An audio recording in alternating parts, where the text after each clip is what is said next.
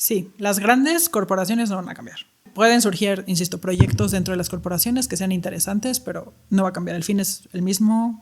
Creo que quienes tienen la mayor decisión son los consumidores, somos nosotros, en decidir a quién le compramos, por qué le compramos, cuestionarnos estas cosas. Pero sí podemos tomar decisiones como consumidores y sí podemos darle la vuelta al mercado. Es la única herramienta que tenemos para poder cambiar las cosas. Bienvenidos a Workbliss, un podcast para hablar de propósito, negocio y la vida. Hoy me acompaña Natalia Durá, una mujer que ha decidido que su carrera no solo iba a generar resultados, sino impacto. Economista social, experta en innovación y emprendimiento social, Natalia ha dedicado su trayectoria a fortalecer proyectos que transforman comunidades desde adentro. Es fundadora de Aurea Innovación Social. Ha colaborado con organizaciones como Bridge for Billions y Conecta Latinoamérica, acompañando emprendedores en distintos territorios y viviendo de cerca tanto el lado inspirador como el complejo del desarrollo comunitario.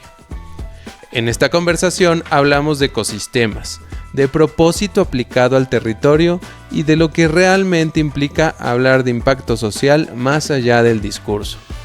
Una charla profunda, honesta y necesaria para quienes creen que emprender también puede ser una forma de cambiar al mundo. Espero que disfrutes esta charla tanto como yo, no te pierdas ninguno de sus consejos. A continuación te dejo con el episodio.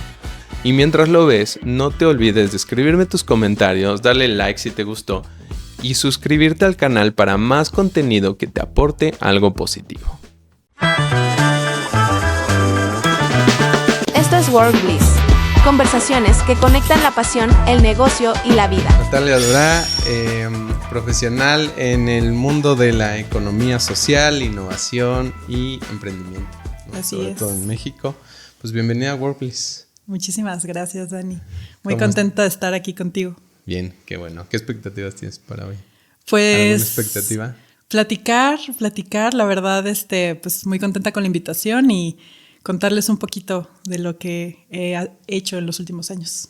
Bien, perfecto. Sí, pues la última vez que nos encontramos fue en Ciudad de México y platicamos un poquito, ¿no? De qué estás haciendo, qué estoy haciendo, como que también coincidimos mucho, ¿no? En muchas cosas. Me gustó mucho lo que platicaste y como que quedó ahí pendiente. Te dije, pues vente al podcast un día y seguimos la plática. Me acuerdo que según ya yo llegué cansadísimo del día y tú también me dijiste, no, ya estoy cansadísima. Sí. Vamos a descansar, pero sí nos estuvimos un rato platicando, ¿no? ¿Verdad? Sí. Es que la verdad es que cuando te apasiona o cuando te gusta, y además yo venía de este evento en Tech Week, de estar conectando con otros emprendedores y me gusta muchísimo encontrar otras personas que también se apasionan por lo que hacen. Entonces, eso está bien padre. Sí. Pues la idea también es continuar con la plática, ¿no? Nada más. A lo mejor retomamos algunas cosas de lo que ya platicamos, pero sobre esa nos vamos. Súper. Ya lo volví casi un ritual. Normalmente presento a la persona invitada como yo la conozco, pero me gustaría que tú desde tu voz nos contaras quién es Natalia. Pues yo soy Natalia Durá, soy especialista en emprendimiento social y me gusta hacer mucho énfasis en la parte de social porque para mí lo más importante siempre son las personas, poner a las personas en el centro. Llevo ya casi o un poquito más de 10 años trabajando en esto desde distintas miradas y pues desde la formación, desde la consultoría, desde la dirección de proyectos, siempre he apostado por el emprendimiento social como una herramienta de transformación en este mundo loco que vivimos. Entonces, esa soy yo. Bien, muy bien. Justo traigo la pregunta, ¿a qué te refieres específicamente con emprendimiento social, ¿no? Digo, ya platicaste un poco de centrarlo a lo humano o a las personas, pero ¿cuál es la diferencia entre un emprendimiento social y un emprendimiento común y corriente o tradicional? Bueno, a ver, el emprendimiento históricamente y en el mundo siempre ha existido, ¿no? De manera natural, las personas han creado sus propios proyectos, pero el emprendimiento social hay distintas teorías y hay distintas reflexiones al respecto, pero tiene que ver con resolver necesidades humanas. Tiene que ver con estos proyectos que, como decía, ponen a las personas en el centro y no solo a las personas, sino estas necesidades y resuelven un problema. No es un emprendimiento que solamente busca una oportunidad y de ahí crear, el modelo de negocio, sino resolver realmente un pain o algo que esté pasando en el mundo, en la comunidad o en algún aspecto del mundo. El objetivo es resolver, ¿no? O es Sí. lo que lo impulsa, o el propósito. El propósito, sobre todo hay un propósito, sí, por resolver y por dejar el mundo un poquito mejor que como lo encontraron, Ok, ¿no? sí. Pero no por eso significa que no haya negocio. No, por eso no significa que no haya negocio y eso siempre me gusta hacer esa diferencia. O sea, no son ACs, ¿no? Para eso hay ONGs.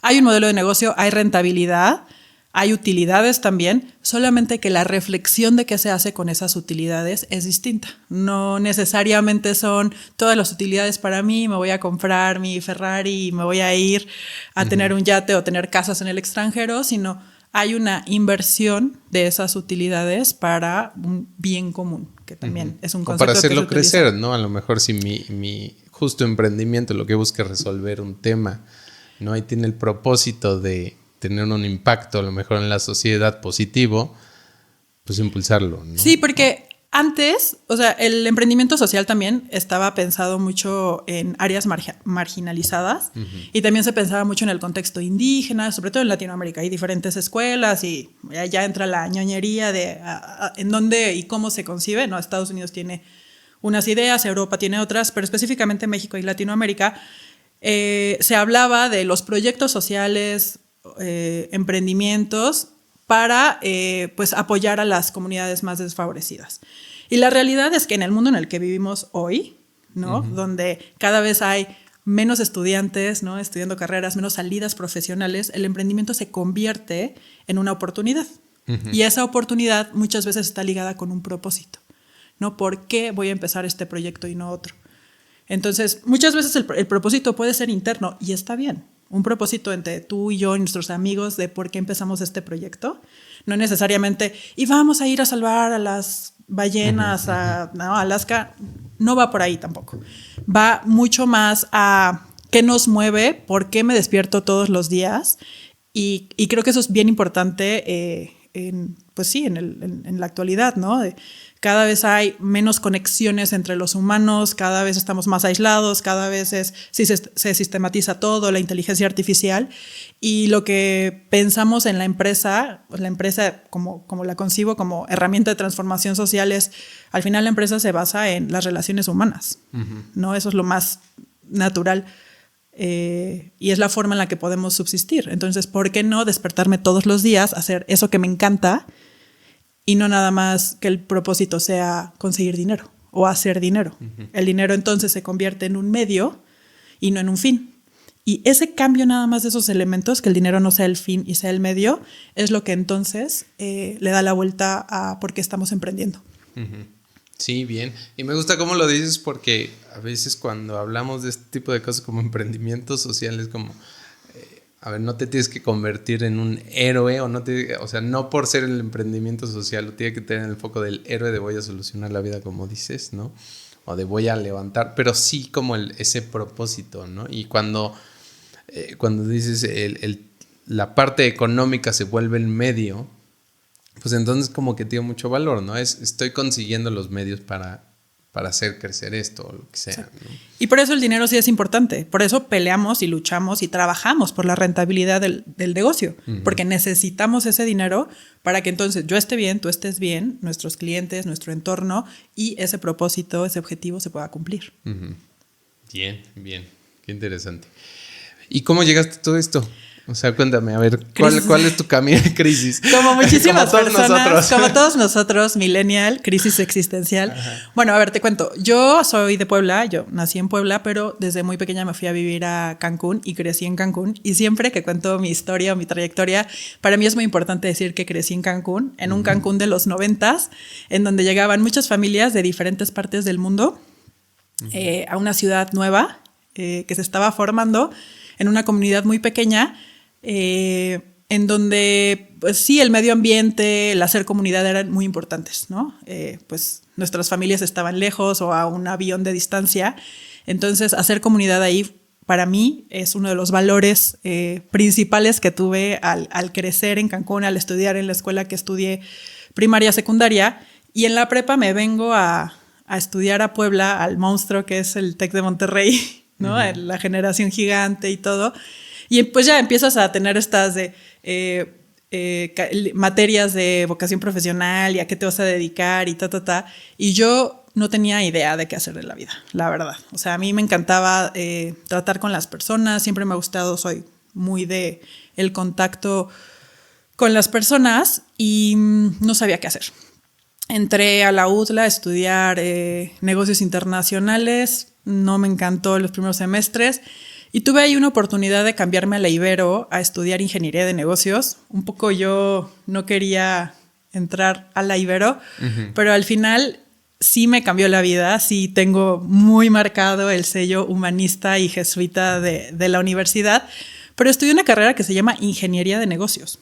Soy primera generación y todos mis compañeros... En ese momento muy rara, ¿no? O sea, era como una ingeniería siempre, de negocios y... Siempre. O sea, yo he sido pionera. Eso es algo que ahorita te voy a ir platicando, pero siempre soy la que empieza las cosas. Y dijeron, carrera nueva, no sé con qué se come. Me vendieron las salidas profesionales padrísimo. Yo dije, jalo, voy. Pero todos mis compañeros querían trabajar en Volkswagen. Y los admiro a todos los que trabajan en Volkswagen y los quiero mucho. Pero yo cero me veía trabajando en un corporativo. O sea, eso sí tenía claro. Y cada vez que se iba acercando el graduarme, yo estaba así súper asustada de ¿en qué voy a trabajar? O sea, ya me cambié de carrera, ya probé muchas cosas, ya tengo que ser un adulto y perdón. Y es que si en Puebla hay una industria grande, pues es la automotriz. Es, ¿no? La automotriz. Pues es lo más grande que hay. Y eran hombres, mujeres, o sea, todos podían trabajar en Volkswagen, ¿no? Y yo no me veía, yo veía las vacantes, veía que se iban y yo decía, es que yo no me veo haciendo eso. Entonces, la Ibero me da también una salida por ahí que fue el servicio social. Yo me tocaba hacer el servicio social, lo dejé al final de la carrera y había una opción que era irte de inserción y me fui a Chiapas.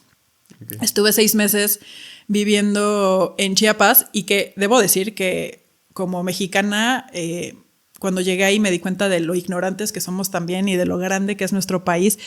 Y fue la primera vez que me di cuenta que hay muchas realidades. ¿No? Que hay muchas formas de ver el mundo y que yo vengo de una burbuja chiquitita, muy privilegiada, pero muy pequeña también, y que no todos ven el mundo como yo lo veo. Empecé a trabajar primero en una cooperativa de café y después en una cooperativa de mujeres artesanas, como todos los que se van a hacer servicio social a San Cristóbal, pero sí me cambió un poco el chip y dije, oye, ¿qué es esto de la cooperativa? O sea, esta es otra forma de hacer empresa y no necesariamente tengo que hacer la mega empresa. Hay otras formas. Y ahí también conocí a mucha gente de diferentes partes del mundo que venían de movimientos sociales y ahí empezó una reflexión de si quiero dedicarme a la ONG, ¿no? Que es una opción padrísima. Y yo decía, no, a mí sí me gusta la lana. O sea, a mí sí me gusta esta parte de las empresas, en mi familia hay empresarios, y yo decía, está padre. Del tema económico, ¿no? El tema económico, pero debe de haber otra forma de hacer empresas. Y las empresas también pueden jugar otro rol en la sociedad. Que esa es como, digo, en ese momento a los 20 no lo pensaba así, pero hoy que ya tengo este proceso de reflexión, puedo decir, esa era el cuestionamiento, ¿no? ¿Qué rol puede jugar la empresa? Me regresé, hice mi tesis sobre cooperativismo y también creo que algo que ha significado mucho y es súper importante es encontrar mentores. Oye, ¿qué tan grande, Dime. ¿qué tan grande es este tema de cooperativas en México?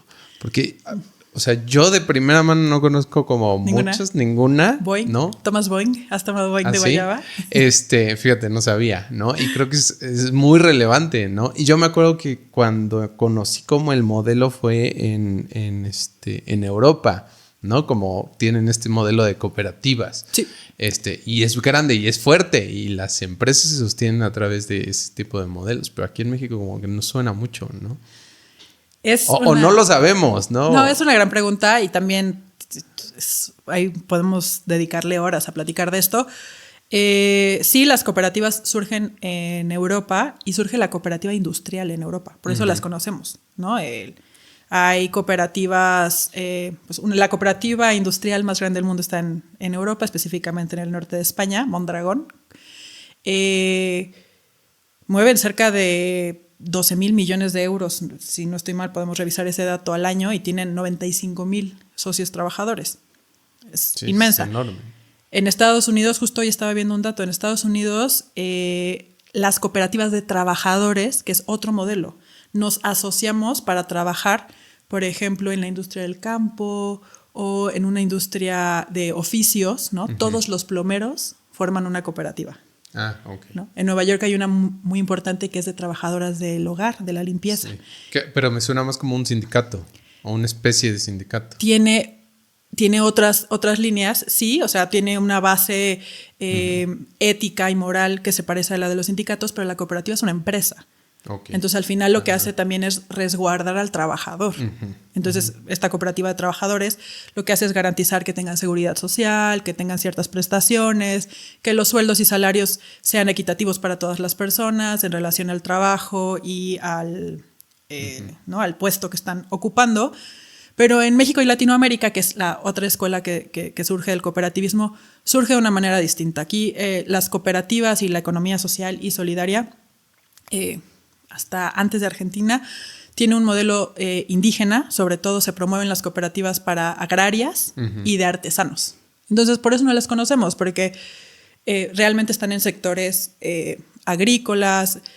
Tiene mucho que ver con la legislación, cómo se promueven, ¿no? En España creo que hay 20 y pico tipos de cooperativas que pueden surgir. Aquí tenemos 3, ¿no? Las de crédito y ahorro, las de trabajadores y por ahí otra que no recuerdo. Pero el modelo cooperativo es muy significativo porque rescata como esto intrínseco del ser humano de hacer comunidad. Y para ciertos sectores, sobre todo en Latinoamérica, sería muy beneficiosa. Por ejemplo, ¿qué pasaría si tuviéramos a todos los plomeros, ¿no?, bajo un esquema cooperativo? Pues la garantía para el cliente sería mucho mejor porque, oye, yo contrato a la empresa, no a la persona. Sí. Y la empresa tiene ciertas garantías conmigo. ¿No? Pero para el trabajador tiene muchísima, los blinda, ¿no?, ante un sistema que no los protege. Entonces, bueno, eso es un gran tema. Me quise clavar en las cooperativas, pero ahí me encontré también con muchísimos retos, ¿no? O sea, no es tan fácil hacer cooperativas en México. Promover cooperativas, pues, es que pues en Cuetzalan, aquí en Puebla, tenemos una cooperativa, la Tosepan Titatanixque se llama, que es una unión de cooperativas muy importante. Pero pues te tienes que ir a la sierra, y yo personalmente no me veía, o sea, no me gustó mucho y mucho tiempo estuve en estos contextos, pero yo decía, a ver, mi contexto es o sea, yo estoy aquí en Puebla, esta es mi realidad. ¿Cómo me puedo retar a transformar mi realidad? Como otros jóvenes universitarios, ¿cómo los puedo retar a que cambien o que pensemos diferente? Y sé que pensamos diferente, pero ¿cuál sería ese camino? Entonces, ahí es en donde entró esa, ¿no?, encrucijada. Y sí, las cooperativas las estudié, trabajé, me invitaron justo cuando acabé la carrera, me invitaron a hacer una estancia en España y conocer el modelo cooperativo, y me enamoré, justamente porque dije, oye, está padrísimo la cooperativa de jóvenes andaluces profesionistas. ¿Cómo hago eso en México? Ay, es que la ley no lo permite. Entonces decía, bueno, ok, entonces, ¿qué sí puedo hacer? Intenté por ahí con un profesor de la universidad hacer cómo funcionaría un modelo. Por ahí se quedó en una tesis más. Está ahí escrita. Escrita, padrísima. ¿No? Pero pues la vida me fue llevando a otro lugar, ¿no? También me di cuenta en este caminar, ahí ya iba por mi primer trabajo. Me invitan de la misma Ibero al Laboratorio de Innovación Económica y Social en un proyecto particular que tenían con el municipio de Puebla. 2016, el municipio le apuesta al emprendimiento por primera vez, y le apuesta al emprendimiento con una hipótesis súper interesante. El emprendimiento puede reducir las violencias en las zonas de mayor índice de pobreza y violencia. ¿No? Entonces, era una hipótesis súper fuerte, ¿no? Y de la mano de la universidad hacen un proyecto que lleva un sello, además, el Yo Compro Poblano de identidad, en donde se promueven todos estos negocios que existen de pues, familias que hacen mole tradicionalmente, oficios principalmente, ¿no? Alfarería, artesanías, muchísimos emprendimientos que están en el Alto, ¿no? En Analco, en el Mercado, en diferentes zonas de la ciudad. Y empezamos a conversar, ¿no? A darles formación con una metodología, y entonces a eso que están haciendo de manera muy natural y empírica en sus negocios, cómo una metodología y la teoría puede fortalecerlos para garantizar que esos proyectos puedan subsistir. O sea, que se vuelva ya un negocio en forma, ¿no? Exactamente. Porque los datos están más o menos en que el 96% de las pymes que se crean cierran los primeros 3 años de existir. ¿Por qué cierran? Porque son proyectos que se inician con una persona. Entonces no eres todólogo, ¿no? Eres muy bueno a lo mejor arreglando coches, pero tú no sabes administrar, tú no sabes comprar las piezas, tú no sabes, ¿no? O sea, una empresa tiene... una persona la parte completa. Financiera, la atención al Exacto. cliente, ¿no? O sea, Exacto. todo lo que circula. Ajá. Y en ese proyecto los invitábamos a incluir por lo menos 2 socios. Y era súper interesante, por lo menos 3 personas que podían atender las 3 áreas más importantes y apostarle a que sobrevivan a ese valle de la muerte, ¿no? Una vez que tienes la idea, tienes tu MVP y quieres probar cómo sobrevivo a ese valle de la muerte. Entonces, en un proceso súper interesante con un rol que eran los orientadores que acompañaban a las empresas, otro rol que dinamizábamos el ecosistema, porque no solamente es tener emprendedores, es en dónde están esos emprendedores. Tienes que crear un ecosistema que sea fértil, que sea viable y que les dé oportunidades. Entonces, pues en Valle del Paraíso, al sur de la ciudad de Puebla, no hay tantas oportunidades como las hay a lo mejor en el centro, como las hay en otras áreas de la ciudad. Entonces, ese era más o menos el proyecto. Y ahí me di cuenta que también soy muy buena y, bueno, sí, dando formación. O sea, me enamoré de la parte metodológica y de entender que detrás hay un porqué. O sea, no solamente voy a hablarte bonito como muchísimos coaches de emprendimiento de, sí, es que esto es pasión y va a salir. No, hay teoría detrás. Hay teoría administrativa y hay esta parte más de ingeniera. Me hacía sentido de entender como, ok, sí, pero... 1 más 2 y... Pero hay que darle estructura, ¿no? Y necesitas ir paso 1, 2 y 3, ¿no? Sí. Es nada más Sí. Pura pasión y puro amor y voluntad. Exactamente, ¿no? Y yo también les digo a los emprendedores que el Excel lo aguanta todo y que en un plan de negocios todo se ve muy bonito, pero a la hora de salir al mundo real es donde hay que probar, ¿no? Entonces, en ese proyecto aprendimos muchísimo, también conocí muchísimo de la sociedad de Puebla y de la ciudad y de cómo se mueve y de otra vez darme cuenta que hay muchas formas de ver al mundo, muchas necesidades que no siempre es decir, ay, es bien fácil. Sí. Sí, ¿no? Y hay realidades también distintas, ¿no? Hay incluso distintas en realidades. Puebla, ¿no? O sea, hay hasta un Puebla capital que puede ser distinto en distintas zonas, ¿no? Y luego vete más hacia norte, sur y es seguramente muy distinto, ¿no? Súper diferente. Y entonces yo seguía como muy acobijada de este contexto universitario. Seguía trabajando en la Ibero, yo muy contenta. Y 2018, un grupo de directivos de la universidad deciden abrir la primera licenciatura en emprendimiento de la universidad. Y en ese momento decían, no sé si esta parte de marketing es real o no, pero era la primera carrera de emprendimiento en Puebla, ¿no? Y no solo era la primera carrera de emprendimiento, sino tenía una metodología muy particular, que era una metodología que trajeron de ese País Vasco, de ese norte de España, en donde está la cooperativa, el corporativo cooperativo más grande del mundo, se traen la metodología de cómo están haciendo ellos emprendimiento. Y se crea Lane, se llama, Liderazgo para el Emprendimiento Innovador. Y me invitan para formar parte del equipo que va a abrir esa licenciatura en Puebla, en la Ibero. Y a mí me encanta la idea, porque algo que también viví en la universidad fue que a mí la clase tradicional no siempre me encajó. El proceso educativo, el modelo educativo, si bien siempre tuve muy buenos maestros y les agradezco, el modelo sí no me cuadraba. Escuela tradicional, ¿no? De sí. Ven, siéntate y te doy la teoría. Exactamente.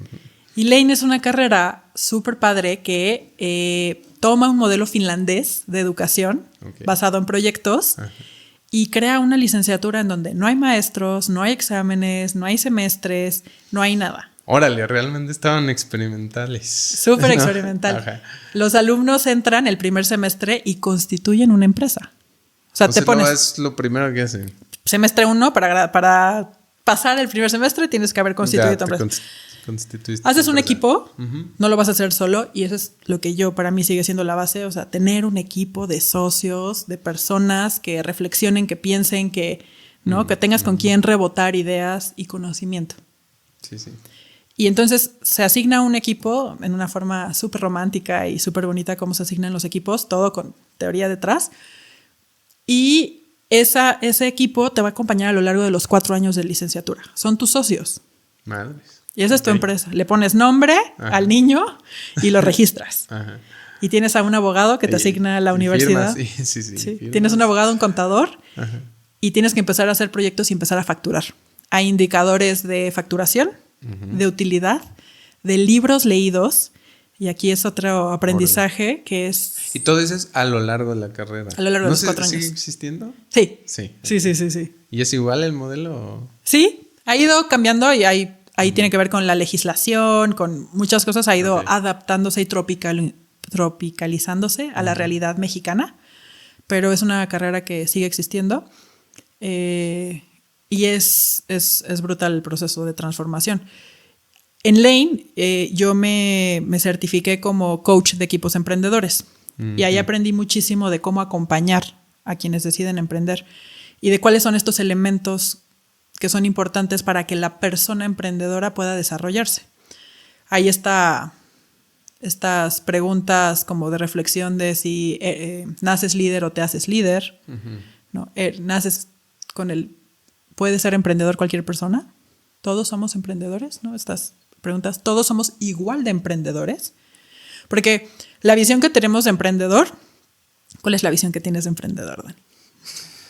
Pues la visión es alguien que justo trae una idea que está dispuesto a ejecutarla en la realidad, ¿no? Y a partir de ello, pues crear un negocio alrededor de ello.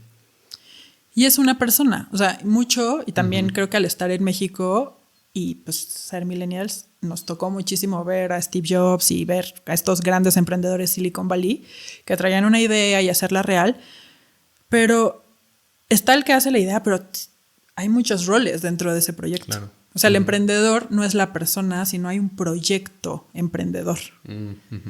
Y la persona emprendedora, si lo pusiéramos y hiciéramos la analogía de una cancha de fútbol, pues no puede haber delanteros sin defensa y sin porteros. Todos son importantes en el partido.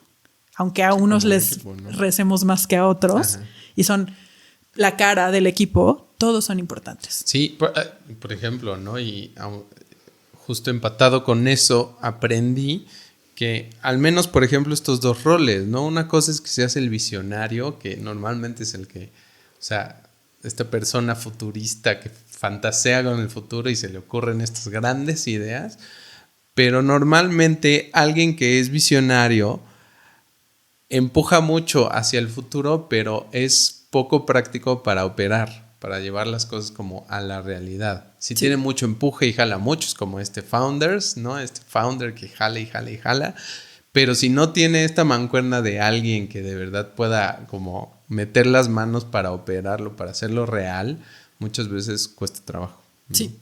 Y no es sostenible en el tiempo. Pues no es sostenible porque justo el que tiene visión y el que empuja y jala, pues es nomás por un ratito y al ratito ya trae, a lo mejor se modificó la visión, lo que sea, ¿no? Y de algún modo esto tiene que ser sustentable a la hora que lo estás creando.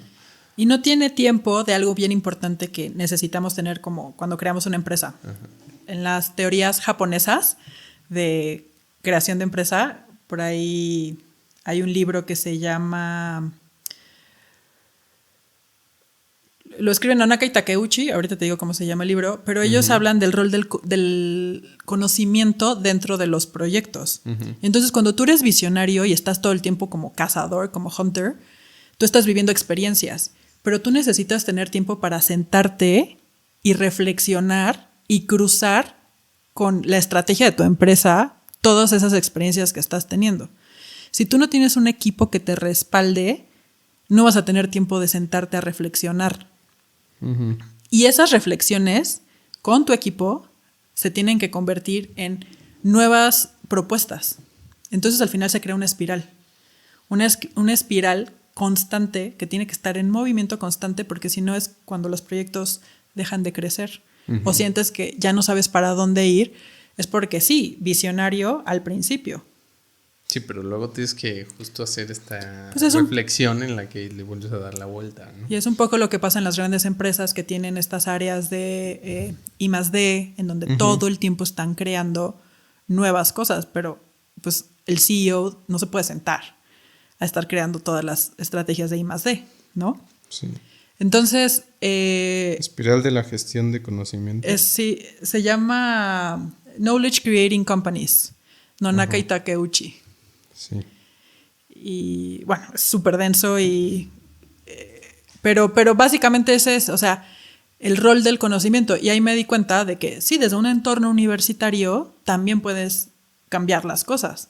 Claro. No todos tienen el privilegio de estar en un entorno universitario como la Ibero, pero sí creo que las personas que pasan por la Ibero pueden tomar ese rol, ¿no? De, oye, yo tomo este protagonismo y puedo entonces impactar al entorno en el que vivo. Y en Lane había otro elemento súper importante. Te hablé de la facturación, las utilidades, leer libros y los viajes de aprendizaje. Okay. También otra cosa que he tenido muchísima oportunidad es de viajar y no solamente estudiar los casos, ¿no? No son solo casos de estudio, sino realmente ir y ver cómo es en otros lugares.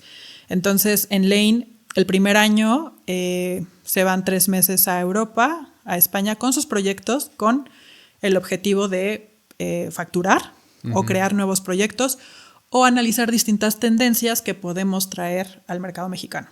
En segundo año cambió un poco esto. En el segundo año iban a San Francisco, a Silicon Valley. Después cambió a Costa Rica para conocer los mercados latinoamericanos. Y en tercer año de carrera, a mí me tocó estar con ellos en Corea 3 meses, en Corea del Sur, y conocer los mercados, pues el mercado asiático, que es el mercado en expansión, y llevar proyectos y saber qué tendencias están habiendo allá y cómo podemos traerlas a México.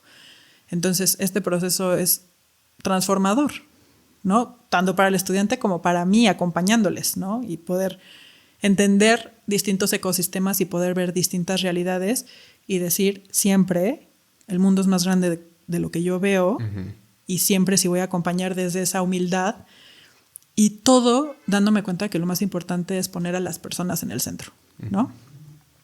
Bien. Y ya, ahí se acabó mi era universitaria. 4 años, acompañé a un equipo, a una generación, a la primera generación. Acompañaste toda la generación. Toda la generación, hasta Corea. Hasta que acabó, ¿no? Hasta Corea, me tocó en medio de la pandemia también. Ah, madres. Estuvo dificilísimo ser emprendedores en línea, wow. Sí, claro. Mis respetos para todos los estudiantes que siguieron y no... Y terminaron. Y terminaron, ¿no? Lane en pandemia porque... Y hacían proyectos y vendían y ahí empezó también mucha reflexión de la... ¿Y cómo salen? O sea, en tu experiencia de ver o sea, una carrera tradicional como la que a lo mejor tú y yo tomamos, etcétera, ¿cómo ves la diferencia entre a lo mejor los estudiantes de este tipo de carreras, ¿no? Yo creo que estudiar este tipo de carreras no tiene tanto que ver con el proyecto con el que te gradúas, sino con el nivel de autoconocimiento que tienen. Y creo que eso es súper importante para cualquier sector. Si ellos deciden insertarse en una empresa o deciden emprender, el nivel de autoconocimiento de saber cuáles son mis fortalezas, cuáles son mis debilidades, cuáles son mis habilidades, pero sobre todo de saber y de entender cómo aprenden. Entonces, la forma en la que abordan un reto es muy distinta a cómo la abordaría yo. Mi yo es... A mí me retaba mucho es que esto yo no lo aprendí, entonces no lo puedo hacer. Y ellos tienen muchísimo no saben, el fake it until you make it, lo tienen súper tatuado. El learning by doing, lo tienen, o sea, se avientan sin saber que ya se aventaron. Entonces creo que son habilidades muy valiosas para este mundo cambiante totalmente que están muy, muy, muy adecuados a lidiar con la incertidumbre, ¿no? Todo el tiempo todo va cambiando, las reglas cambian y lo tienen súper, súper, súper bien. Sí, se enfrentan a esa realidad desde temprano, ¿no? Sí. Ahora, creo que el contexto mexicano y no el ecosistema mexicano no está todavía para recibir ese tipo de perfiles. Porque queremos perfiles especializados y tú qué sabes hacer, o perfiles técnicos, y de repente te llega un licenciado en innovación y dices, ajá, ¿y tú qué haces? Aquí ni siquiera tenemos área de innovación. Y él te contesta, puedo hacer todo, lo que sea. Saben poquito de todo, poquito de conta, poquito de administración, poquito de todo. Entonces, creo que, o sea, en España la carrera ya lleva como 15 años, creo que cumplen este año. Hay historias de éxito increíbles, pero también, como en cualquier persona, también muchos se dan cuenta y estudian una carrera y dicen, oye, yo no quiero ser el protagonista, yo no quiero estar al frente, yo quiero trabajar, y consiguen trabajos en distintas cosas, desde consultorías de innovación, de estratégicas, o sea, un montón de proyectos muy interesantes. Sí, ya dirigen su carrera profesional hacia donde más les Pero suena, yo al final, ¿no? O sea, yo como coach, también tuve una reflexión en ese momento. Los voy acompañando y yo tenía la teoría. Yo pues me formé, tenía ya 2 maestrías, ¿no? Yo sabía cómo empezaba, pero yo nunca lo había hecho. Yo nunca había empezado mi propia empresa. Y entonces ya hay un punto, como cuando ya están acabando la carrera, que ya me hacían preguntas existenciales, ya ni siquiera de teoría, de abrir el libro, buscar en ChatGPT. Ahorita investigo cómo te respondo. Sí, ¿no? Del ser emprendedor. Y yo me di cuenta que sí o sea, puedes ser entrenador de muchas cosas sin haberlo vivido, pero creo que para acompañar emprendimientos sirve mucho la experiencia. Porque, insisto, el Excel lo aguanta todo y el plan de negocios te lo puedes saber de pe a pa, pero hay cosas como vivenciales en la experiencia de los emprendedores que no podemos acompañar siempre, si no lo has vivido. ¿No? Te vuelves muy frío. Y decidí... también es muy cansado y los viajes y la pandemia y ya estaba un poco cansada es un rush muy, muy fuerte, Lane. Es una comunidad increíble y una vez que entras ahí ya nunca sales, pero quise hacer algo yo. Entonces salí y creé Aurea Innovación Social, que es mi consultora, mi firma consultora, en la que hago y acompaño proyectos de innovación social, ¿no? Aquí lo que busco es cosas que yo vi que pasaban en otras partes del mundo, cómo las empresas estaban tomando esta responsabilidad ante, ¿no?, las comunidades en las que operan, cómo las mismas empresas querían revolucionar las áreas de responsabilidad social. Vi una oportunidad y surge Aurea para poder atender por ahí desde la consultoría y acompañar a la innovación. Es decir, las áreas de responsabilidad social históricamente en nuestro país, y no, por esto no demerito lo que se hace, pero vamos a ir a sembrar arbolitos al popo, pinitos al popo, y nos llevamos a todos los empleados a sembrar arbolitos al popo. Está padrísimo, pero podemos hacer muchas más cosas, ¿no? Entonces... Y muchas veces se queda en ya lo hice, ya cumplí y listo, ¿no? Exacto. Y en cumplir cuotas. Y la tendencia de lo que estaba pasando en eso en otros países, empiezan a entrar nuevas legislaciones sobre la debida diligencia, se empieza a medir más. El impacto social no se medía. ¿Cómo mides el impacto en las personas? ¿Cómo mide una empresa lo que pasa alrededor de su empresa? ¿Mide en contaminación del agua? Muchas veces, deforestación. Sí, el impacto ambiental, ¿no? Exacto. De cuánto estás construyendo, cuánto consumes, cuánto emites, ¿no? Pero cómo le afecta a una familia, ¿no?, o a una comunidad vivir cerca de una industria toda su vida. Y entonces empiezan a surgir en diferentes partes del mundo medición, ¿no? Se empieza a medir esto. Se empieza a medir desde la auditoría social, el balance social, hay distintas herramientas, la debida diligencia, que en Europa viene con una legislación súper rigurosa, desde derechos humanos hasta impacto ambiental. Claro, ¿no? Porque los ODS ya se vuelven como parte de la agenda de todas las empresas, y entonces esto obliga a que poco a poco las empresas vayan cambiando y transformando la forma en la que atienden estos temas. Uh-huh. Y ahí es donde yo tengo, me buscan de una empresa ante una situación súper compleja que vivieron. En Perú en el 2022 hubo un derrame de petróleo gigantesco, ¿no? De 7,000 kilómetros cuadrados de mar son tocados por una mancha de crudo en la costa norte de Lima. O sea, catástrofe ambiental y a nivel internacional. Tremendo. Entran en además en un periodo político súper complejo de Perú, en donde hay un golpe de Estado, no hay presidente, una situación muy compleja, y la empresa está en un juicio, quién es el responsable, bla, bla, bla, pero bueno, el punto es que toca hacer la remediación. Y la remediación es que hay 400,000 familias afectadas por este derrame, directa e indirectamente. Eso, por ejemplo, toca hacer la remediación, ¿quién lo determina? ¿El gobierno lo determinó? ¿Un estudio? Hay lineamientos internacionales para esta remediación. Las empresas petroleras generalmente están aseguradas ante estas catástrofes y desastres, evidentemente. También hay lineamientos nacionales. Entonces, esta remediación entra tanto las aseguradoras como la empresa responsable, como el gobierno, tanto de donde es la empresa como el gobierno local, ¿no? Pero aquí el tema era que al haber afectaciones indirectas, no había una prima que pudiera atender a tantas personas. Y los datos que los datos ambientales era durante 15 años ese mar no se puede tocar para la extracción. Ahora, ¿a qué se dedicaban estas personas? 400,000 personas, no familias, 400,000 personas afectadas. ¿A qué se dedicaban? Principalmente a la pesca, ¿no?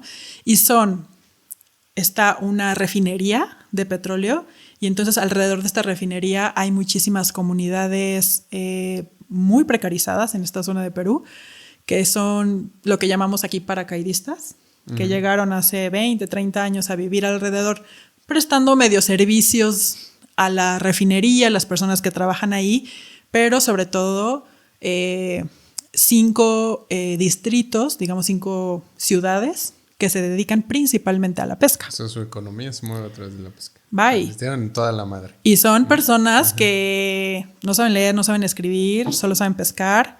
Pesca además de línea, de red, o sea, ni siquiera tienen barcos. Ni siquiera es como de, bueno, la mancha de petróleo está aquí y yo me voy. Me voy en alto mar o me muevo. No. Aquí, con su atarraya. Y nos presentan este escenario y nos dicen, bueno, vamos a asesorar a la empresa de qué puede hacer. Tenemos $8 millones. Pero primero teníamos $2 millones. Solo tenemos $2 millones de la remediación. ¿Cómo podemos usar de la mejor manera esos $2 millones? Y nosotros así, no hay manera. O sea, yo vi y dije, no hay manera. En un desierto, en donde no hay agua, en donde nadie sabe... ¿Sabiste cómo vivían? No, yo colapsé. Dije, me siento a llorar con ustedes, señores. Vamos a la protesta fuera de la refinería. Yo los llevo. Pero ahí es en donde te tiene que dar la vuelta. O sea, te empieza a dar la vuelta y dices, a ver, yo he visto en otras partes, sí te va a haber algo. O sea, sí. Y empiezas a pensar, ¿qué ha habido en otras partes? ¿Cómo se han resuelto estos problemas? Y total que hicimos un diagnóstico para ver qué otros oficios existían en la zona. Ok, sí, la pesca es el número 1, pero ¿qué otras cosas puede hacer la gente aquí o quieren? ¿Cuáles son sus deseos? Porque también se han dedicado a la pesca por necesidad, porque es lo que toca. Pero ¿dónde están los deseos? Y a lo mejor lo que hay en ese momento como recurso, ¿no? ¿En dónde están los deseos de las mujeres? ¿En dónde están los deseos de los jóvenes? Si tuvieras todas las oportunidades o todos los recursos, ¿a qué te dedicarías? Y entonces empiezan las conversaciones con los grupos de pescadores y nos damos cuenta que sí hay oportunidades. Y diseñamos un proyecto en donde le pedimos presentamos este diagnóstico y damos una mirada, que esto no es lo que nos había pedido la empresa, pero dijimos, bueno, vamos a poner aquí este pancito a ver si lo toman. Y era convertir la remediación en un proceso colectivo. Es decir, no hacer una remediación en donde se les diera como un salario mensual a las familias, sino invitarlos e invertir ese dinero en formación, capacitación y construcción de empresas colectivas. Es decir, en lugar de cada familia pescadora, pues vamos a hacer una cooperativa de pescadores, y en lugar de que solo pesquen con atarraya, ¿qué pasa si van al siguiente eslabón de la cadena productiva? Uh-huh. Con menos recursos, es decir, con el poco pescado que pueden ellos tener, podemos tener más dinero para estas familias. Y entonces, después de un año de negociación con esta empresa, aprueban el proyecto y aprueban un presupuesto de $8 millones para lanzar la primera remediación colectiva. O sea, los 8 salieron de plantear, oigan, este es el proyecto que traemos y creemos que porque con ese proyecto no tocaban a 400,000 personas, tocaban a 1,5 millones de personas. Uh-huh. Entonces, el presupuesto de responsabilidad social de esa empresa, que entregaba panetones en diciembre, todo el presupuesto de los siguientes 4 años lo juntan, uh-huh, más la prima que ponía la aseguradora para la remediación, más bla, bla, bla, sí, etcétera. Ajá. Para conseguir un presupuesto que permite crear la primera remediación colectiva a nivel mundial. Uh-huh. Es decir, no vienes a cobrar tu cheque, vas a tener durante 4 años todo un proceso integral de acompañamiento en donde te garantizamos que vas a salir adelante económicamente. Uh-huh. Vas a aprender nuevas habilidades. Sí habían, obviamente, las personas más afectadas directas tenían sus cheques, pero se crea todo un modelo en donde se enfoca no solamente en la pesca, sino en la transformación. Sí, algo un poco más sustentable, ¿no? Entra, le estoy dando el cheque en la persona y listo, ¿no? Exacto. Entran unos centros de capacitación técnica que hay del gobierno, y justo tenían uno relacionado a la pesca, y los empiezan a capacitar para aprender a hacer hamburguesas congeladas de pescado y poderlas vender en los supermercados en Lima, cuando ellos ni siquiera congelaban su pescado. O sea, sí lo sacaban fresco y... Sí, lo sacaban y lo vendían, y ya. ¿no? Entonces entran a la industria de la transformación.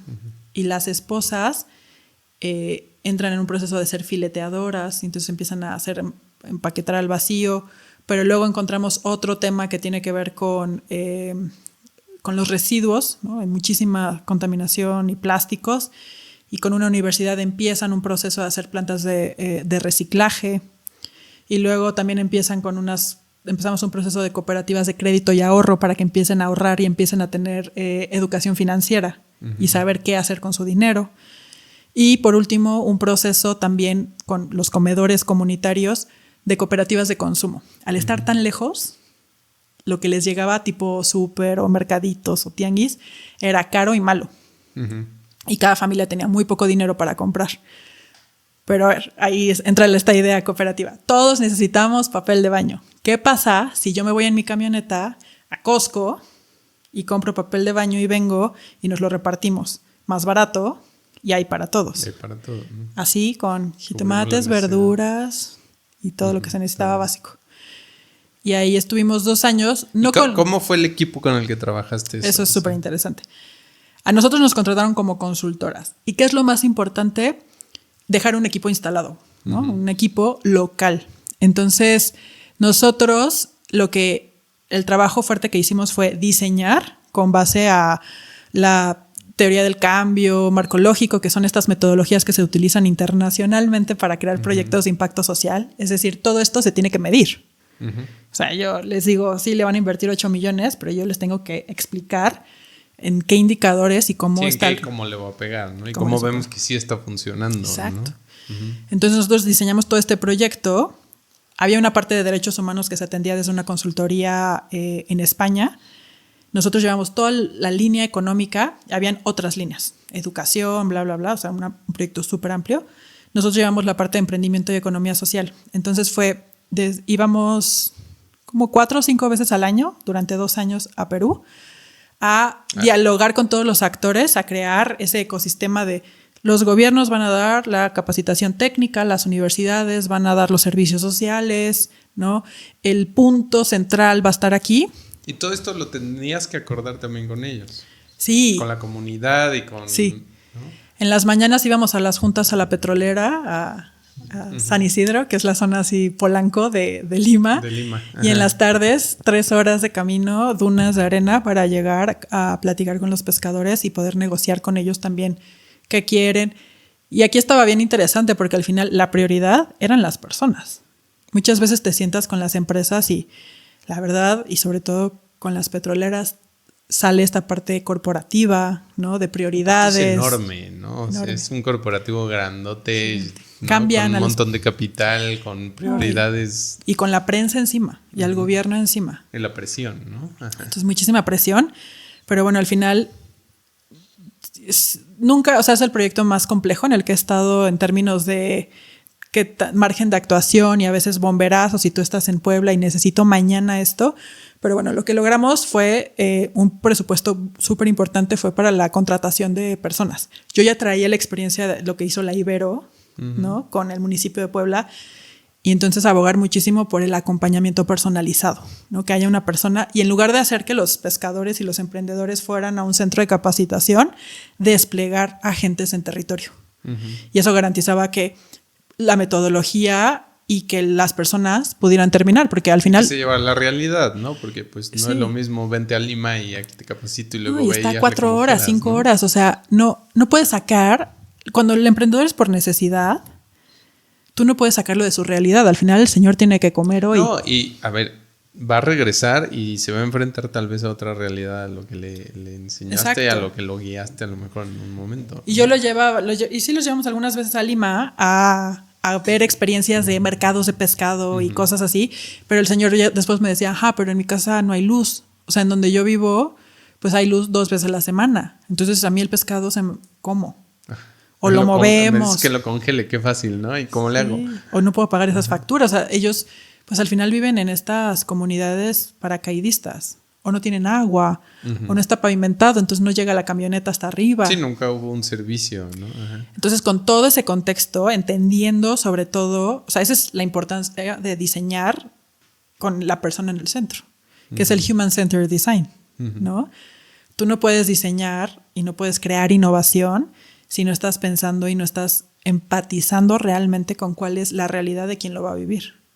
Y muchas veces, cuando hacemos proyectos de responsabilidad social, pues lo hacemos con base al cliente, ¿quién paga? ¿Quién me está pagando para diseñar esto? Y aquí aprendí a negociar.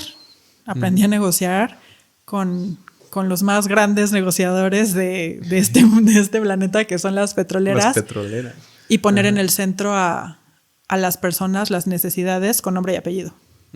¿No? O sea, para nosotros era súper importante que cada una de ellas tuvieran representación, porque sí estaba muy feo lo que estaban viviendo. O sea, sí había ya niveles de desnutrición en los niños por no tener acceso a comida y cosas fuertes. Y mi trabajo, o nuestro trabajo, lo hice con mi socia, dejar un equipo instalado, ¿no? Un equipo de 30 personas capacitados, conociendo la metodología, y un equipo de coordinación que entendiera perfectamente cuál era el propósito y los objetivos del proyecto y cómo se iban a ir alcanzando año tras año. Dejar un plan de trabajo para los primeros 2 años y saber, o sea, un plan un poquito más, hay un blueprint de los años 3 y 4 y que supieran cómo diseñar y cómo. Y todo esto supervisado también por el equipo de la petrolera y por la consultora española, que es quien nos jaló a nosotras para participar en el proyecto. Entonces, durante 2 años estuve trabajando en eso y ya, después también entró esta reflexión en donde querían que ya estuviéramos como más involucradas y más bien fue, dar un paso atrás. ¿Por qué no? Porque también, o sea, yo decía, a ver, en Perú tiene que haber otra persona que sepa hacer esto. O sea, no puede venir siempre la persona de fuera a enseñarnos cómo hacerlo. O sea, hay un punto en donde tienes que saber dónde entra la autonomía. Y cuando ya veíamos que había un equipo de coordinación que sabía tomar decisiones, que ya solo nos avisaban, pues ya no había una necesidad de jugar un rol directivo. Y eso es lo bonito de la consultoría. Darte cuenta en donde pues ya... Sí, ya está ya maduró. Suficientemente maduro como Exacto, para que el proyecto. continúe, y tienen ¿no? conocimiento pleno de lo que se necesita. Y ya había una prueba piloto que había tenido resultados y entonces ya les tocaba hacerlo en grande. Estuvimos los primeros 6 meses cuando se hizo ya el primer año y el proyecto continúa y ahorita van en el año 3 de emprendimiento. Ya llevarán unos 100,000 personas que han pasado por las capacitaciones. Que es súper grande, la verdad, de lo más grande que he visto. Pues es que es grande. Sí, por algún tipo de capacitación, ¿eh? Para la parte de emprendimiento estaban pasando unas 400, 500 personas al año en emprendimiento. Pero en todo lo que se armó en el proyecto. ¿No? El de educación, etc. Era un paraguas gigante. Líneas, ¿no? Que al final, a ver, o sea, el daño medioambiental no hay... Sí, ¿cómo lo remedias, no? O sea, sigue. No hay justificación para lo que sucedió. No hay justificación, pero bueno, de la Ibero y de los jesuitas aprendí como a siempre buscar ese bien, el bien mayor, ¿no? Como, bueno, y en este contexto, ¿cómo podemos hacer algo?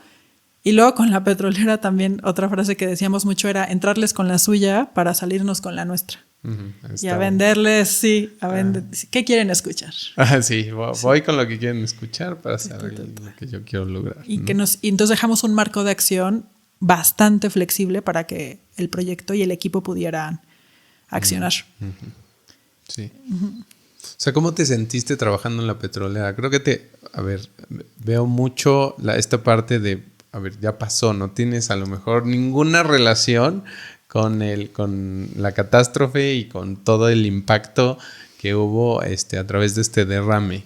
Pero pues sí puedes hacer algo al respecto. Sin embargo, no sé cómo sea el ambiente en el momento que después, por un lado me tengo que sentar en el corporativo donde estos cuates probablemente solo les preocupa el tema de la remediación porque pues traen obviamente el tema legal encima y los ojos encima y no sabes realmente si se están preocupando por ello o no. Y luego vas a la otra realidad donde la gente literalmente se está muriendo de hambre. Sí, pues fíjate que con ese proyecto, porque hice otro con la petrolera que ahorita te cuento, ese proyecto me hizo sentir, o sea, fue la primera vez que vi que todo lo que yo había estudiado sí tenía sentido y sí se podía aplicar.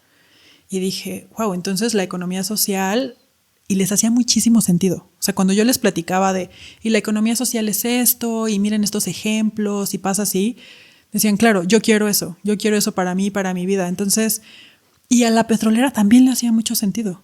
Se compraron muchísimo los conceptos, salían les encantaba dar entrevistas y hablar de economía social y yo decía, mira, qué padre, qué bueno que son promotores de la economía social. Se vayan promoviendo, ¿no? Entonces, en ese momento era un rush todos los días, nunca sabías qué telefonazo, qué iban a necesitar.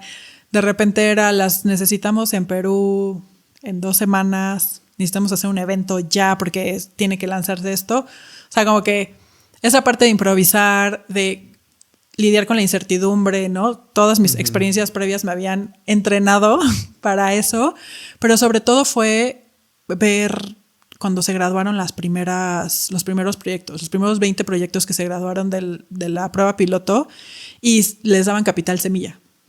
Y ver que sí se les entregó, o sea, ver el ciclo completo fue súper satisfactorio. O sea, súper satisfactorio ver que las señoras iban a abrir su cevichería. Ajá, y que sigan con la ilusión, bueno, tengo hasta el capital para Tengo el capital, ¿no? para hacer una cevichería. El cómo y todo. Yo dije, es esto. Esta es la prueba de que sí hay otras formas de hacer economía, que no todo es el emprendimiento Silicon Valley y que estos proyectos chiquitos también merecen y vale mucho la pena. Vale mucho la pena acompañarlos y fortalecerlos. Y escuchar las historias de las personas, ¿no? Sobre todo de las mujeres que emprenden. Es fabuloso. Cuando estamos ya cerrando este proyecto, nos dicen, tenemos otra zona en la que trabajamos y era en la selva. Trabajaban con comunidades indígenas, era otra parte de la petrolera que trabajaba con gas. Y estas son comunidades indígenas que estaban en semi-aislamiento. ¿Okay? O sea, y es un contexto súper interesante porque la petrolera les paga por hacer su trabajo de extracción de gas y le paga directamente a las comunidades. O sea, ellos hacen el trabajo de estas comunidades. No, la petrolera es como, o sea, es la selva amazónica y la petrolera tiene una base y hace trabajos de extracción de gas. Ok. Ok, Sí. tiene una concesión del gobierno y hacen trabajos de extracción de gas. Pero esa zona de extracción resulta que está dentro de una reserva natural en donde hay 5 o 10 comunidades indígenas. Ujú. Entonces, Que tiene un impacto en esas sí, comunidades. que tienen un impacto en esas comunidades y hay que pagarles. Y entonces las comunidades resulta que después de 10, 15 años que está esta petrolera y antes estuvieron otras, son millonarios. Ajá. O sea, tienen mucha lana. Mucha lana. 15 familias en el Amazonas sin... Sí, comunidades indígenas semi-aisladas con mucha lana. Con ¿no? mucha lana, con mucha lana. Y con un sentido de la petrolera me tiene que resolver la vida. Pero la petrolera hace estudios del yacimiento de gas y les quedan 5 años. En 5 años nos vamos. Y ahorita las comunidades existen porque la petrolera les da dinero. ¿Qué va a pasar cuando nos vayamos? Se pregunta la petrolera. Y nos hablan a nosotros. Oigan, es que nosotros nos vamos entre 5 y 10 años. ¿Qué pueden hacer? Ármense un proyecto y a ver qué pueden hacer estas personas porque nos vamos a ir. Y ya no van a tener las rentas de los terrenos. Ajá. Y entonces vamos otra vez a hacer un diagnóstico. ¿Qué actividades productivas se pueden hacer en estas zonas? Se dedicaban a sembrar cacao antes, pero ya no, porque ya les pagan. Ya recibían dinero, ¿no? Sí. Y No. hasta del Nini, ¿no? Sí. No lo en español. Nada.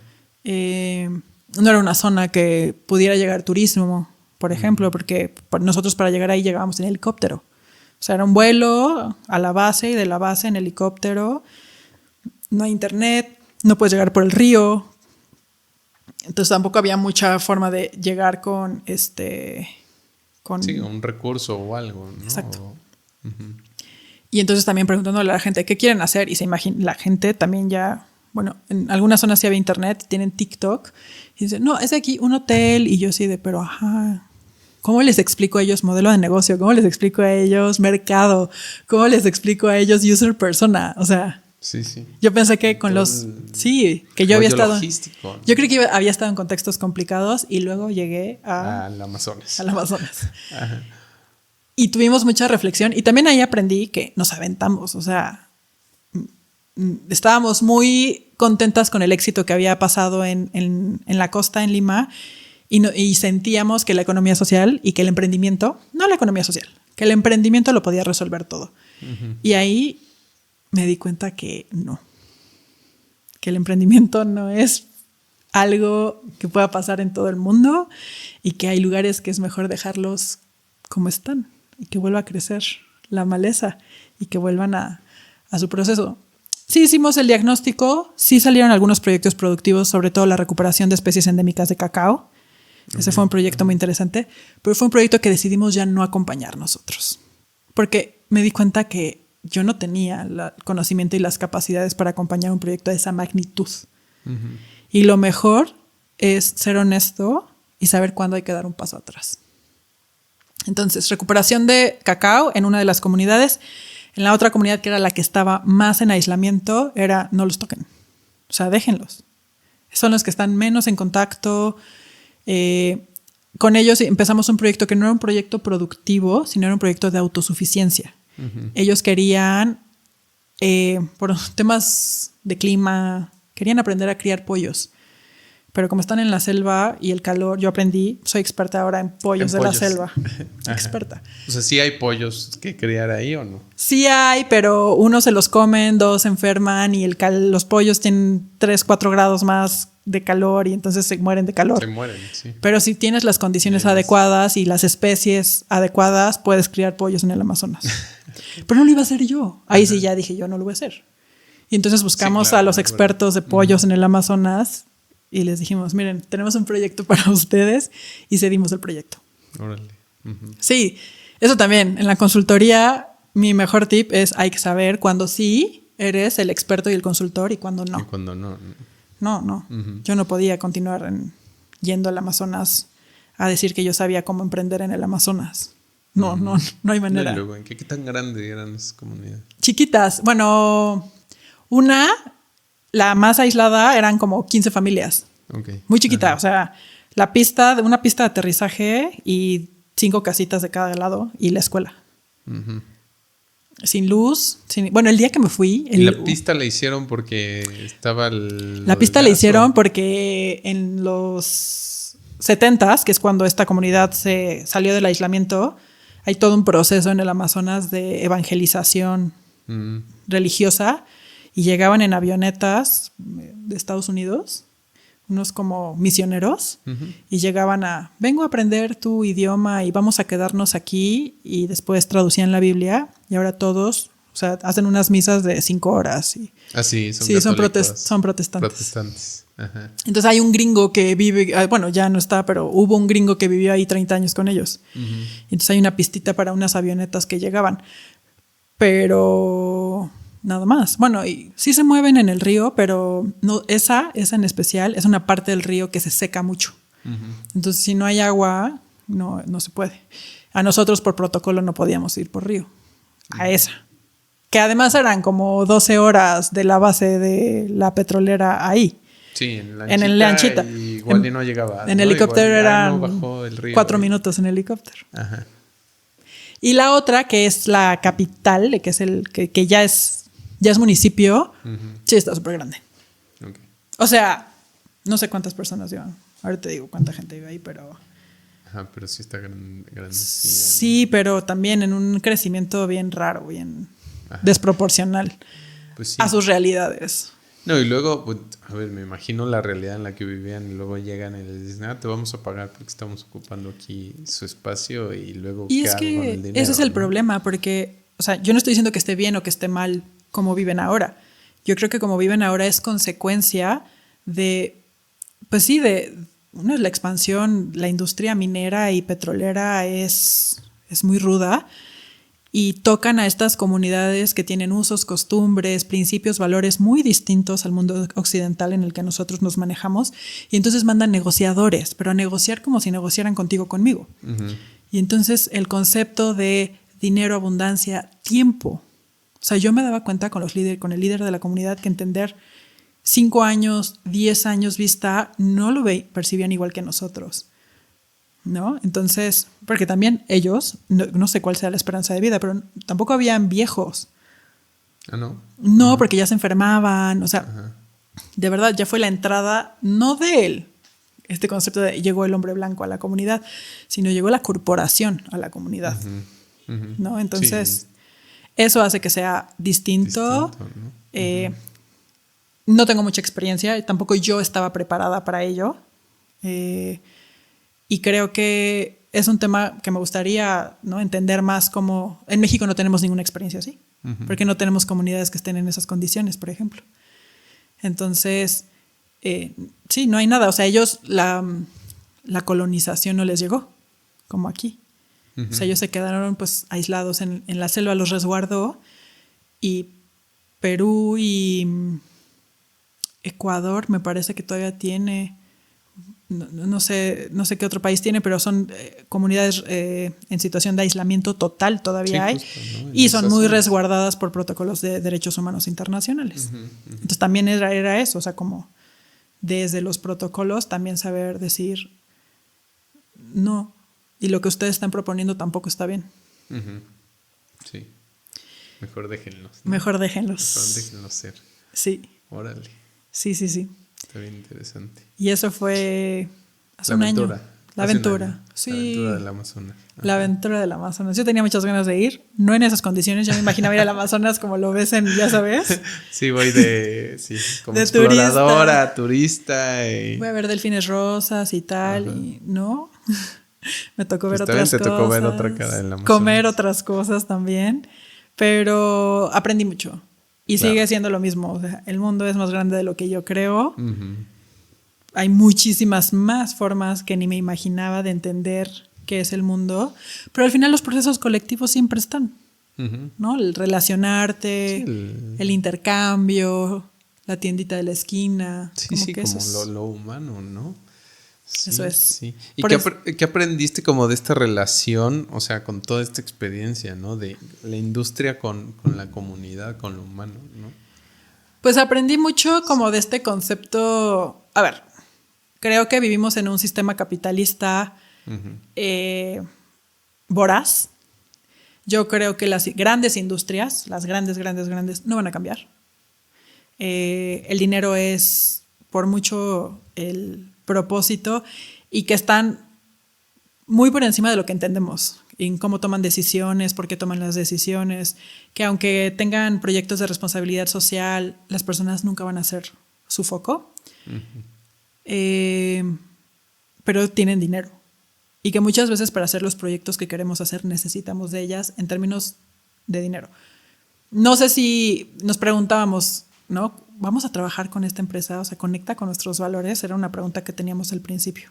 O sea, ¿de verdad vamos a trabajar con los que dijimos que nunca íbamos a trabajar?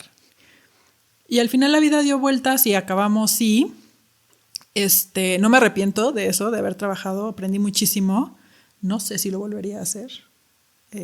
Sí me quedo con esta idea de la industria es muy, muy voraz, pero también vi muchísima esperanza. Creo que están surgiendo otro tipo de empresas, otro tipo de líderes dentro de las empresas y creo que las nuevas generaciones también tienen otro tipo de conciencia, conectando con ese propósito del que hablábamos al principio. Entonces, yo me quedaría con eso, o sea, como buscar ese propósito, ese bien mayor, y siempre buscar, pues, hacer lo mejor que puedas desde donde te permite actuar. O sea, pero ves que viene una tendencia diferente y que se están creando nuevas empresas. No necesariamente es porque pues van a cambiar a lo mejor las que hoy existen, pero pues tal vez sí empiece a haber un poquito más de diversidad. De diversidad, ¿no? Y de a lo mejor otro tipo de conciencia. Sí, las grandes corporaciones no van a cambiar. O sea, el cuerpo es el cuerpo y ya están. Y pueden surgir, insisto, proyectos dentro de las corporaciones que sean interesantes, pero no va a cambiar. El fin es el mismo y tal. Pero sí creo que se están fortaleciendo otros sectores que vale la pena mirarlos, voltear a ver y apostarle a ello. Creo que quienes tienen la mayor decisión son los consumidores, somos nosotros, en decidir a quién le compramos, por qué le compramos, cuestionarnos estas cosas, realmente rascarle en qué están apoyando las empresas a las que les compro.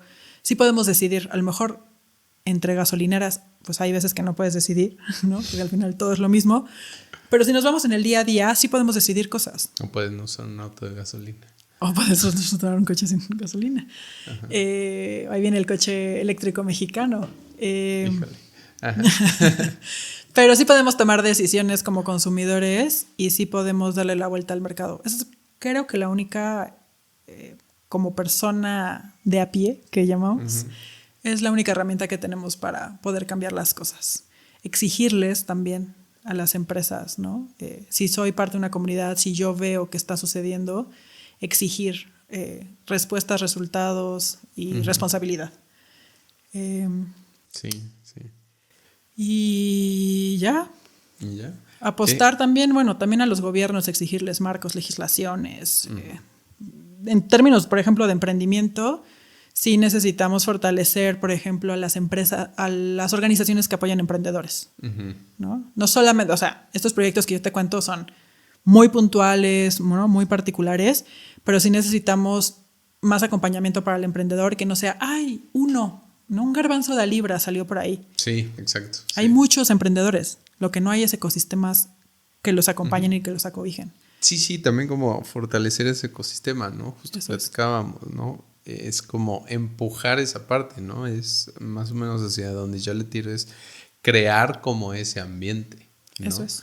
Y que exista el networking, que la gente se apoye por apoyarse y no por nada más por el beneficio a lo mejor personal, ¿no? Porque que existe el entorno y que lo haga fácil hasta cierto punto. Eso es. Y México es un país muy grande, no tenemos un ecosistema y no tenemos un sistema nacional. De hecho, en el 2019, cuando desaparece el INADEM, sí. Creo que somos, no sé si el único, pero de los pocos países en Latinoamérica que no tenemos un instituto a nivel nacional que apoye y promueva el emprendimiento. Tenemos ecosistemas locales como Chihuahua, como Yucatán, como Guanajuato, como Nuevo León, en donde están pasando cosas súper interesantes como hubs de emprendimiento, pero no hay una red y una articulación a nivel nacional. Ahorita a fin de mes se va a hacer el FLI en Mérida, Foro Latinoamericano de Inversión de Impacto, en donde se reúnen muchos de los actores que están en emprendimiento, impacto, en esos sectores a nivel Latinoamérica. Entonces vale la pena voltear a ver en qué temas, cuáles son las tendencias, cuáles son las conversaciones, en qué se está invirtiendo. No solamente como, o sea, sí como emprendedor, ¿no? Para ver hacia dónde están las miradas de inversión. Si yo me interesa el impacto, lo social, pues ver hacia dónde están esas tendencias y ver qué oportunidad puedo cazar. Pero sobre todo quienes quieren promover y ser parte de estos ecosistemas y fortalecerlos, pues ser parte de esas conversaciones. Sí, cómo hacemos ese ecosistema, ¿no? Y no Cómo lo crecemos, cómo lo hacemos a nivel nacional, justo lo que decías, ¿no? Exactamente. O sea, a mí me parece increíble, digo, a ver, porque estamos en Puebla y yo a veces veo cómo en otras ciudades ocurren cosas que la verdad es que aquí estamos muy lejos de hacer, ¿no? Hay 4 estados que ya lograron una ley de apoyo al emprendimiento en nuestro país. Creo que nos toca también alzar la mano y empujarla. Sí, muy bien. ¿Y qué ha pasado entonces en los últimos Eso fue hace un año, ¿no? Eso fue hace un año. ¿Qué ha pasado en los últimos 12 meses? ¿Y bueno, qué viene en los siguientes? Ahora Innovación Social sigue. Ahorita estamos en la parte también de formación. Hacemos un bootcamp en verano con la Ibero, el IATA, Innovación a través de las Américas, en donde buscamos juntar a jóvenes de distintos sectores socioeconómicos, distintas licenciaturas, distintos perfiles, para crear proyectos desde la solución social. Los llevamos a alguna colonia y desde la observación tienen que buscar un problema, crear un prototipo tecnológico y crear el modelo de negocio que lo acompañe. Y eso es súper interesante. En México la innovación está en nuestro ADN. Somos súper resolutivos.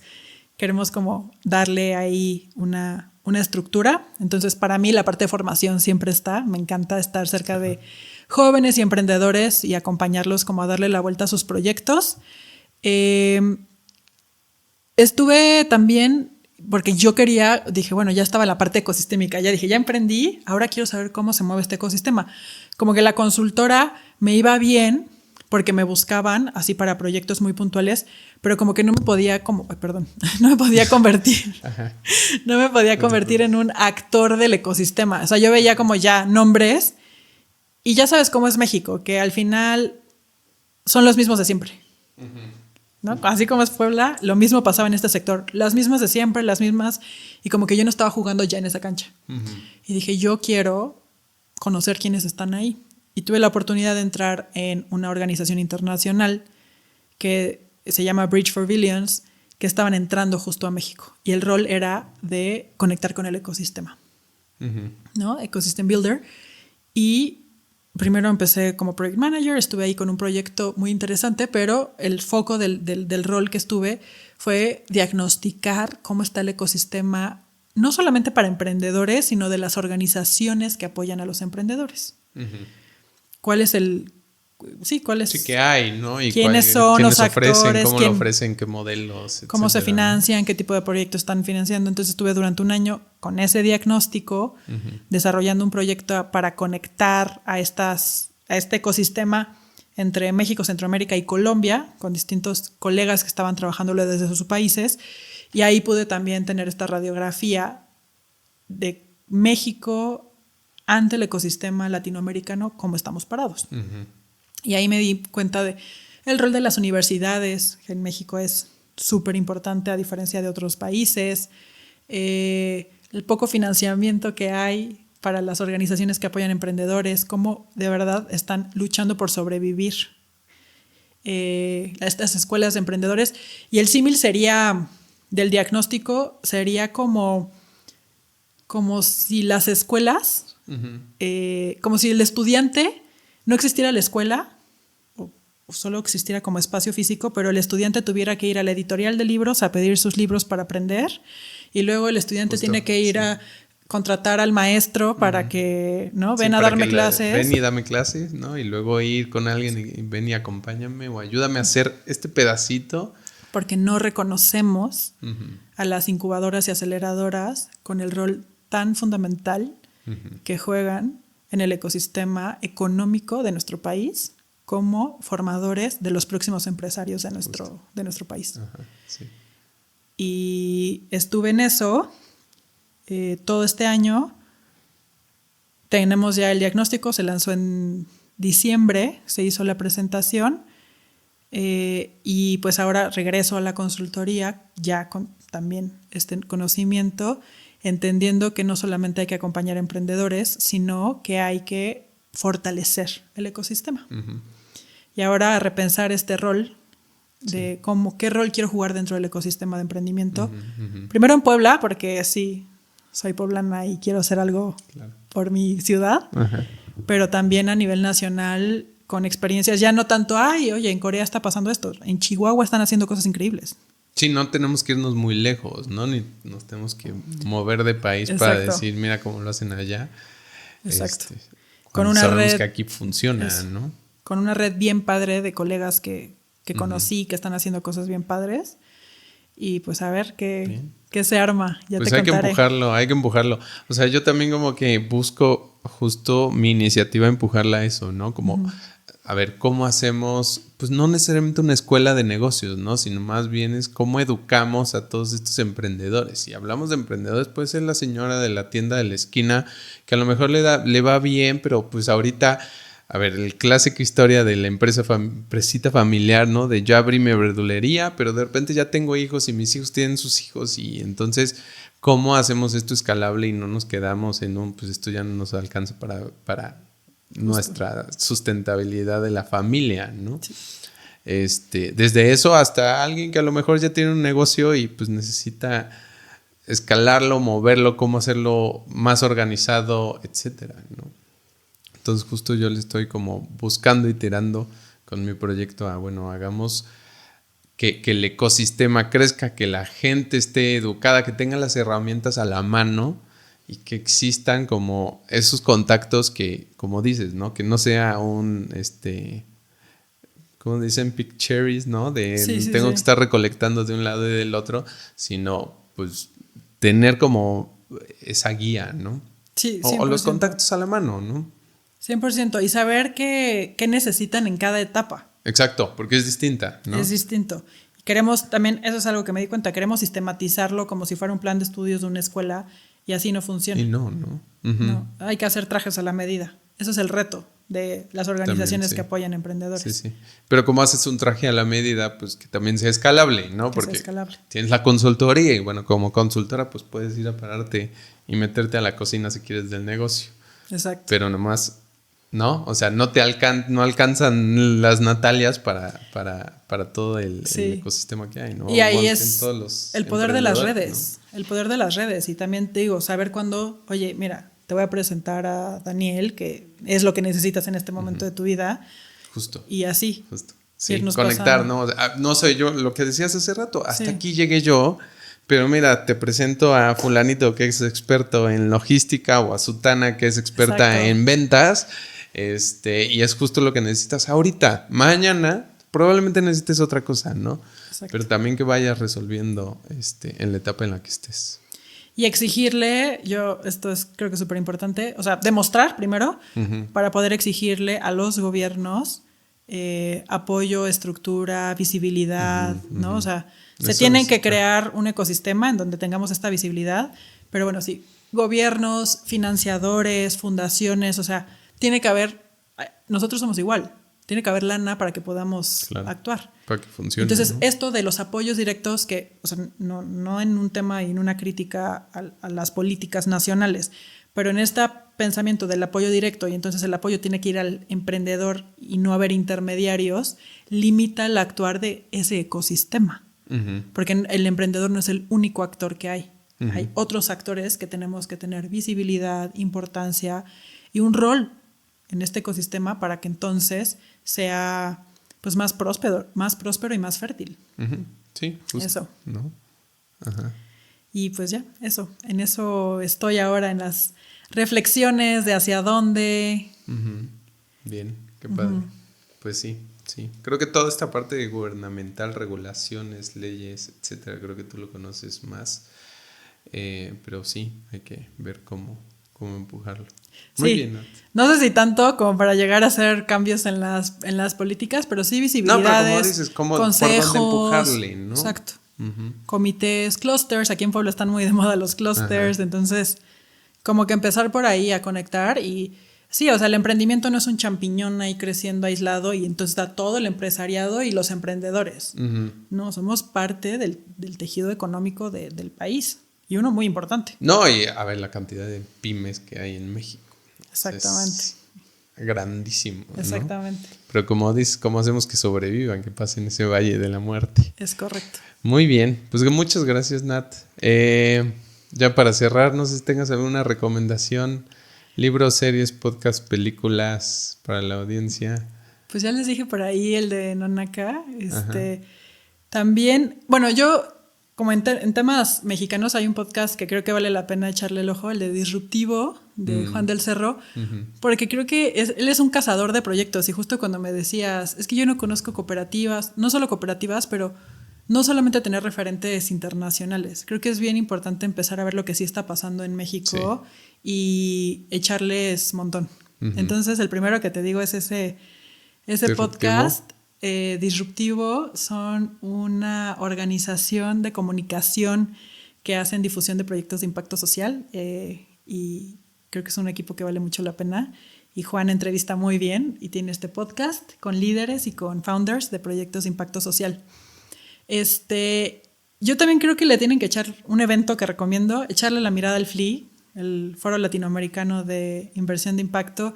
Hay que echarle el ojo a quiénes son los ponentes, qué están diciendo, cuáles son los temas, quiénes están ahí representando a Latinoamérica. Creo que eso es lo que les diría ahorita. Y el libro que ahorita les recomendaría, el de Let My People Go Surfing, del founder de Patagonia. Okay. Creo que Patagonia es un claro ejemplo de una empresa con propósito. Sí. Tiene un apellido que no sé pronunciar, pero... Bueno, pero sí. La referencia es suficiente, ¿no? Let My People Go Surfing se llama. Esa es una empresa que lo hizo bien. Para mí, a ver, es un referente en Estados Unidos y... Otra vez en otro contexto y pero todo, pero... Es una empresa que hasta el final estuvo alineada a los principios, valores, al propósito, sin dejar la rentabilidad de lado. Y creo que eso es el mensaje que hay que dejar, ¿no? O sea, no estamos peleados con la lana, las personas en el centro y siempre estar abiertos desde la empatía a que hay muchísimas formas de ver el mundo. Bien, cool. Gran recomendación, grandes últimas palabras. ¿Algo más que se me olvide? Pues, muchísimas gracias por el espacio, la platicadita y pues mucho éxito y un gusto volvernos a encontrar en este camino. Bien, pues muchas gracias a ti. Estuvo muy buena la plática. Es todo. Muchas gracias. Gracias, Nat. Gracias por llegar hasta aquí. Espero que te haya gustado. Este proyecto apenas inicia. Si no lo has hecho ya, suscríbete y ayúdame a compartirlo con tus amigos para hacer crecer esta comunidad. Por cierto, me encantaría me hagas llegar tus comentarios, sugerencias y hasta confesiones. Así que no dudes en escribirme. Si quieres saber más del proyecto, visita workbliss.org, en donde encontrarás un blog, artículos y algunas ideas que comparto. Eso es todo por ahora, te envío la mejor de las vibras y nos vemos pronto.